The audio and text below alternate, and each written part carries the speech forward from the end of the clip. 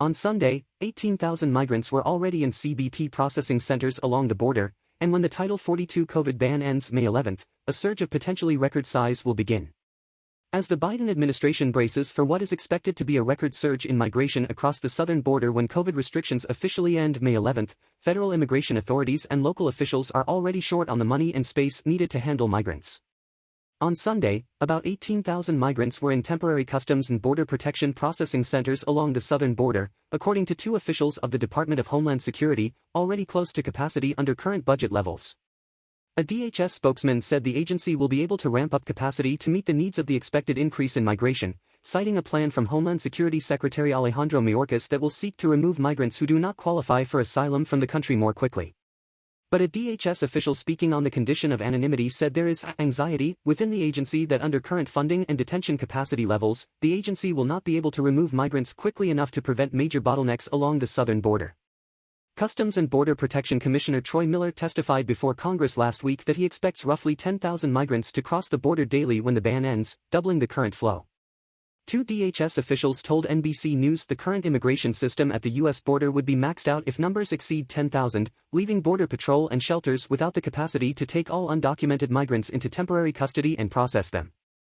DHS has told the White House it needs more than $3 billion from Congress to increase its capacity to shelter, process and transport migrants along the border, according to two sources familiar with the request. Some of the needed funding can be reprogrammed from other parts of the agency, but the sources said DHS still needs Congress to approve a supplemental budget act to cover the deficit. More money from Congress seems unlikely, however, because Republicans have been unwilling to fund anything related to President Joe Biden's border agenda, arguing his administration promotes an open border policy. The COVID restriction known as Title 42 has blocked migrants from crossing the U.S.-Mexico border to seek asylum more than 2.5 million times since it was put in place at the start of the pandemic. It is the third time the Biden administration has been preparing to lift Title 42. The previous attempts were blocked by courts, but this time a court challenge does not seem likely to prevent the ban from lifting on May 11. In El Paso, believed likely to become one of the centers of the surge, managers of local nonprofit groups that serve migrants estimate 1,000 are already sleeping on the streets. City officials say they need more funding from the federal government to cover expenses like transportation, staffing and city-run shelters when even larger crowds arrive. Right now, we are preparing for the worst case. I don't know if we in the community are ready for it, said John Martin, the deputy director of the Opportunity Center for the Homeless in El Paso. Right now, we are picking up the tab. We're digging into our own pocket.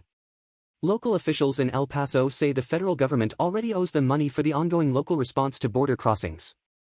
Speaking with reporters Monday, Deputy City Manager Mario D'Agostino said the city is awaiting a total of $25.8 million from the Federal Emergency Management Agency out of the total $40.2 million requested for fiscal year 2023. He said the city already has $14.4 million of the requested funds. D'Agostino said he has received estimates that as many as 35,000 migrants are waiting just across the border in Ciudad Juarez and that the number was only growing daily as more migrants made their way to the Mexican city. Nonprofit shelters in El Paso also say the government owes them money.